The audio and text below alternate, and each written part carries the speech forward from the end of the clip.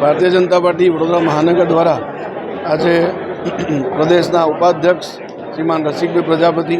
અને યુવા અને લોકપ્રિય સાંસદ ડૉક્ટર હેમાંગભાઈની યુવા મોરચાના અધ્યક્ષ તરીકે જ્યારે નિયુક્તિ થઈ છે ત્યારે સ્વાગત અને સન્માનનો કાર્યક્રમ આયોજિત કરવામાં આવ્યો છે. યુવા મોરચાનું નેતૃત્વ વડોદરા શહેરને મળ્યું છે એ બદલ વડોદરા શહેરને સૌભાગ્ય છે. હું રાષ્ટ્રીય નેતૃત્વ તથા પ્રાદેશિક નેતૃત્વને ખૂબ ખૂબ આભારી છું કે યુવાનું નેતૃત્વ અમારા હેમાંગભાઈને આપ્યું છે. વિકસિત ભારતનું જે લક્ષ્યાંક છે આદરણીય વડાપ્રધાન નરેન્દ્રભાઈનું એ યુવાઓના વધુ સંગઠિત મજબૂત એવા સંગઠનના માધ્યમથી ઝડપથી પૂર્ણ થાય એવી ડૉક્ટર હેમાંગભાઈ જોશીને ખૂબ ખૂબ શુભકામનાઓ પાઠવું છું. વડોદરા જિલ્લા માટે ખૂબ ગર્વની વાત છે કે આપણે જિલ્લાની અંદર પદાધિકારીશ્રીઓની ટીમમાં માન્ય રસિકભાઈ પ્રજાપતિ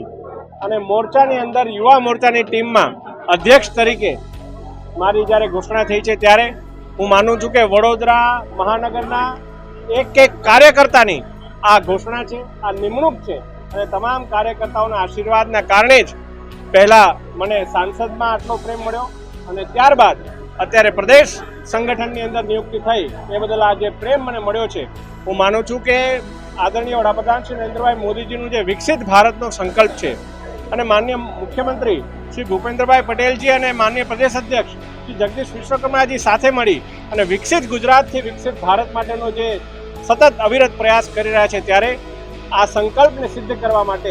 પાર્ટીના એક યુવા સૈનિક સાથે એક સૈનિક બની અને હું પ્રામાણિક પ્રયત્ન કરીશ.